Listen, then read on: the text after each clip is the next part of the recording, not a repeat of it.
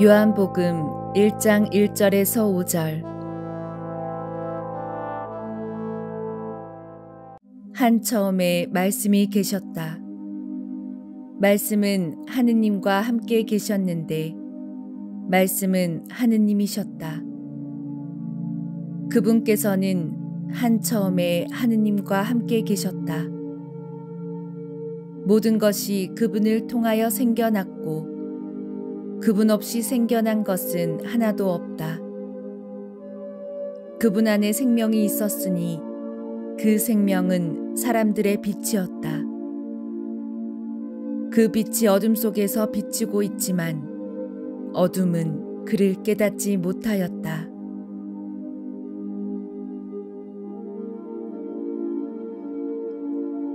말은 참으로 중요한 것입니다.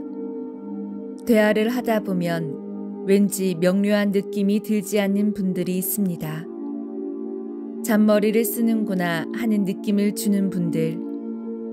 말로는 교회를 위한다고 하는데 듣다 보면 결국은 자기 이익을 위해서 주변 사람들을 이용하는구나 하는 것이 보입니다. 자기애적 성격 장애자들이 그런 경우죠.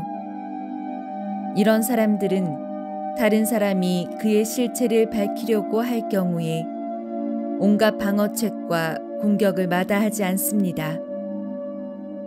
자신의 문제를 다른 사람에게 뒤집어 씌우기도 하고 성경 구절과 영성 운운하면서 자신의 어두움을 숨기려고 하고 심지어는 자신을 희생양인 양 행세하기도 합니다.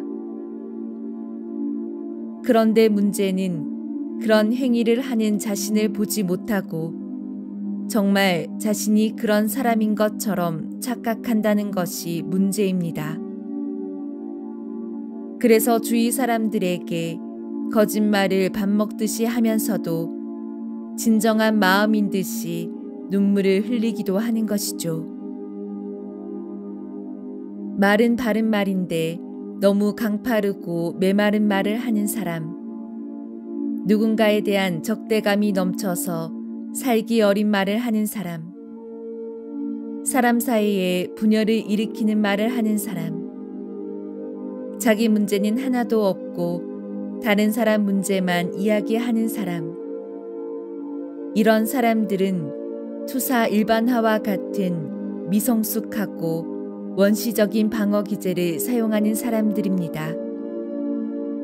그래서 이런 사람들을 만나면 그들이 하는 말이 아무리 옳을지라도 왠지 가까이 하고 싶지 않고 내 얘기를 털어놓고 싶은 것이 아니라 숨기고 싶은 마음이 듭니다.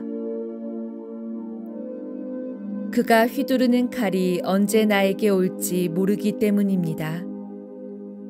이처럼 말은 그 사람이 가진 정신적 문제가 무엇인지 명확하게 드러내주는 것이기에 말에 대하여 깊은 숙고를 하는 것은 신앙생활에서 아주 중요한 것입니다. 말이 얼마나 중요한 것인지 주님께서는 로고스, 말씀이셨다고 복음사가 요한은 신앙 고백을 하고 있습니다.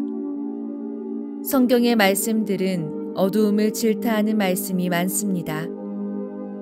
성경의 주님 말씀을 잘 읽어보면 성숙한 방어 기제를 사용할 것을 당부하시는구나 하는 생각이 듭니다.